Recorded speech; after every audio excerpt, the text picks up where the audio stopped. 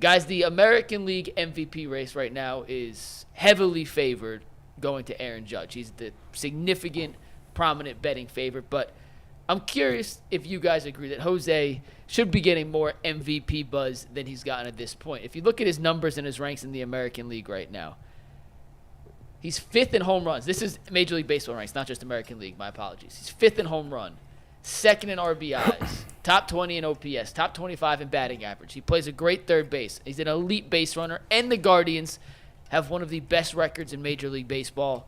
But if you look at the MVP odds, and Steve, if you want to take the next graphic with these MVP odds, check out how far down the MVP odds he is according to FanDuel. Aaron Judge, like I said, the prohibited betting favorite.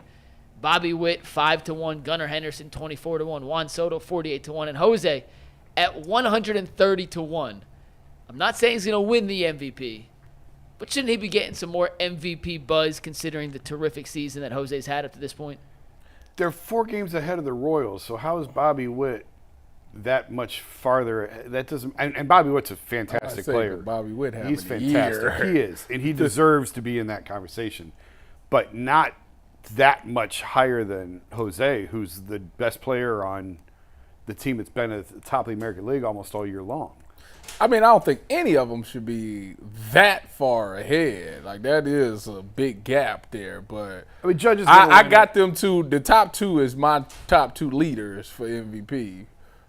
Judge is going to win it. He should win it. I mean, He's had an unbelievable year. Here's what you got to do, man. See, the Guardians and Jose Ramirez is a victim of not sometime saying what you need to say. Sometimes you got to pop out and show people. Certified boogeyman. I'm the one that up to go with him. You have to tell people, hey, by the way, I've been getting snubbed for about 35 years now. By the way, I'm one of the best players in the league if you haven't found out. And by the way, if the Guardians want him to get the MVP, they're supposed to be like, look, we feel like Jose Ramirez is a top 3 MVP candidate every single year. We respect Judge. We respect Bobby Witt Jr. We respect all these other guys. But let me just tell you about how special Jose is. And they need to have the propaganda. See, you're never going to beat Judge. Aaron Judge got a code name. His name is Aaron Judge. He's 6'6". He hits home runs, and he plays outfield. And he plays in New York. You're not winning that. You're not going to win that battle. But you can start a grassroots effort to get Jose Ramirez some votes for next year, this year. Here's how it starts. You just have a grievance. This is a grievance culture. Squeaky wheel gets the oil. Hey, look, man, Jose is getting snubbed. We respect all those guys. We got the best record in baseball. We got a rookie. We got a bunch of rookies playing, a rookie head coach, and look what he's doing leading our team. They ain't going to give it to you this year, but next year, you already start off and put the pressure on them to be like, yo, listen, if Jose don't get no MVP this year, we know something. Well, baseball is such a fluky sport year to year. You never know if he's going to have the numbers to support it. Mm-hmm. I think Jose hurts himself by not talking more. He needs to talk more in the media. Yep. He never talks. He never does interviews. He plays in a small market, and he never talks. You never hear from him. It's a bad combination when you're trying to win league awards like this. Mm-hmm. So he could do and this may not matter to him. Maybe he didn't care. I don't know. I don't know him that well because he didn't talk. Mm-hmm. But if he wants MVP, if the Guardians want to push him for that, they need to push him out, put him in front of cameras more often. You're already battling the market that you're in. It is a small market town. But you can overcome that with terrific play and if you put yourself out there. If you don't talk, they talk for you. And he never talks. So I do think that hurts him sometimes. Does he have a translator? Yeah, we talked about that before. We laughed about that. He can speak perfully fine English. He just don't. But he uses a translator. One of those guys that just don't like translator. I just want to see him and go, hello. that was creepy, bro. Hello. Yeah, his English is fine. What's up? Let me see what you say. But you never see him on camera. You never see him talking. You never see him quoted. You never see him in clips. Yeah, you do. He said he better than Barry Bonds. That was what, 3 months ago? 4 months ago? He said that's. He ain't said nothing. That's my point. Right, you got to follow up with that. You got to have a follow up question. You have to have you got to. And some people, like you said, maybe he doesn't care about it. Maybe we care about it and he don't. Yeah.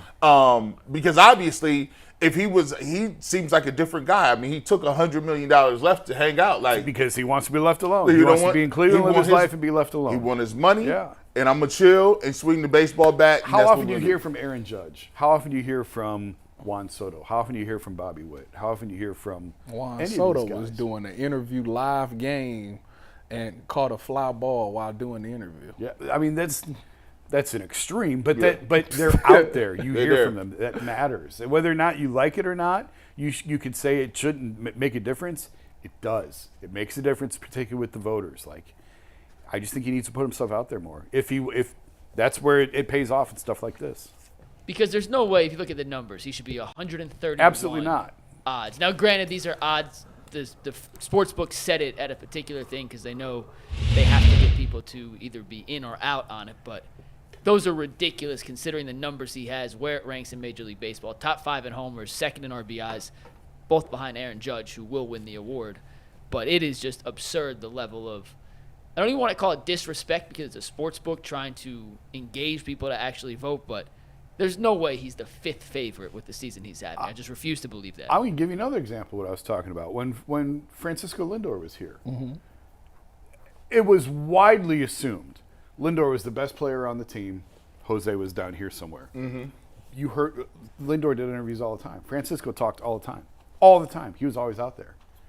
And there's this, when you hear from them, there's this perception that, and was he really that much better than Jose? He had one fabulous year here. I don't know if he was really that much better of a player than Lindor. I always overall. liked Jose over Frankie. I think you were in the minority. A lot of I people, know I was. Yeah, a lot of the year people. I think it was the year, maybe the year before he left or 2 years before he left. I was sitting there and I was watching. I'm like, Jose, I like Jose better than him. Lindor played a more premier position, but we're going to look back on that in 10, 15, 20 years from now and go, can you remember when they had both of those dudes out there? Man, I still do it right now. I'm like, Yeah. dang, huh? Yeah. Man. Lindor's secretly gotten crazy hot the last couple Yeah, of months. He's having he a has. really, really, really good second Yep. half of the season. Or not second half, but since May, essentially. He's been on fire. Ever for the since he Mets. came there and he was looking at pitches.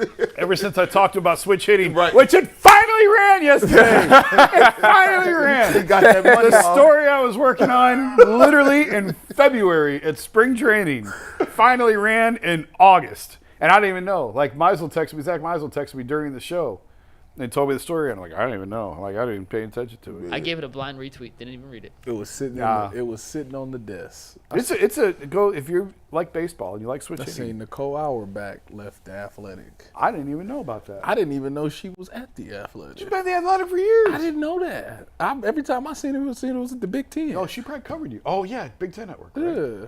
And I think she was at USA Today when you played, maybe. Yeah, I think she was. Yeah, that's a big loss for us.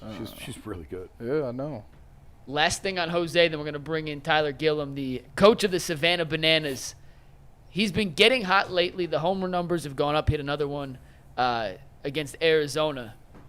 Any reason to believe we'll see some sort of last month and a half of the season slow down from Jose, or do you actually think he's hitting the peak of his offensive production this year? He better. We need about to every last home run we can get from him. We need all that. That man was on fire. He like the only person that like guaranteed to hit one. If the pitching ain't great, put him down for a home run on FanDuel. He gonna get it every time. Every time he gonna come through. Jason, any reason to believe he'll slow down? No, I don't think so. No. You want some parlays? He better not. I didn't bet it. He better not. They got 2 minutes to go. All right, well, let's bring in our next guest.